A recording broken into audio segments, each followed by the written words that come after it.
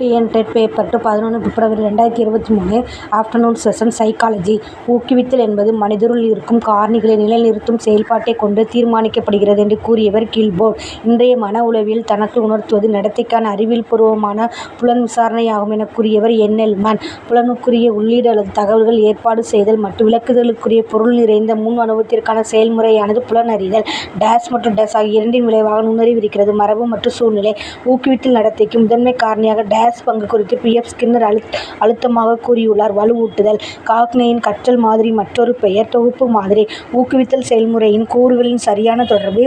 ஊக்கி, நடத்தை, இலக்கு, பின்னூட்டம். சொல்லானது நடத்தை மற்றும் மனக்கட்டமைப்பை குறிக்க பயன்படும் அமைப்பு முறைமை. குழவி பருவத்தில் ஏதாவது ஒரு சிறப்பு பண்பை கண்டுபிடிக்கவும். சுயநலம். எந்த நிலையில் மனவெழுச்சிக்கான பயிற்சி மற்றும் முறையான மனவெழுச்சி ஆற்றலை வரிசைப்படுத்துதல் போன்ற மிகவும் தேவைப்படும். குமரப்பருவம். மற்றொருவரின் சொத்தை வலுக்கட்டாயமாக உடைமையாக்குபவர் அல்லது சேதம் விளைவிப்பவர் மற்றும் சமூக விரோத செயல்களில் 18 வயதுக்கு கீழ் ஈடுபடுபவர் டேஸ் என்று கருதப்படுபவர்.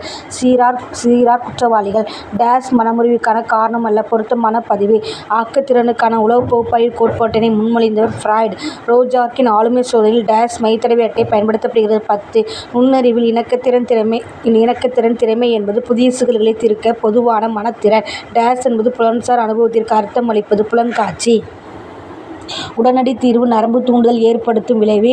இதயத்துடிப்பு அதிகரித்தல். போல செய்தல். கற்றலில் உள்ள சரியான படிவரிசை. பெறுதல், தக்கவைத்தல், செயல்படுதல். விளைவுகள். கல்வி உளவியல் இயல்பானது டேஸ் ஆகும். அறிவியல் சார்ந்தது.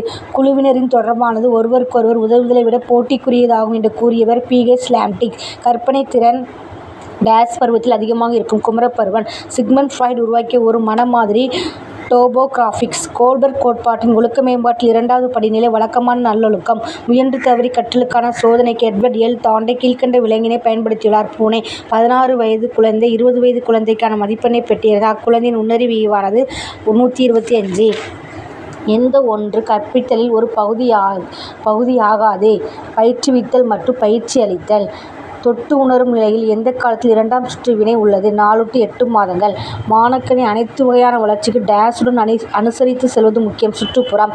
எந்த உளவியல் பிரிவு அசாதாரண நடத்தைகளை பற்றி விவரிக்கிறது. அசாதாரண உளவியல். பன்முக நுண்ணறிவு கோட்பாடு டேஸின் மீது குவிக்க தோன்றியதாகும். அறிவறிதல்.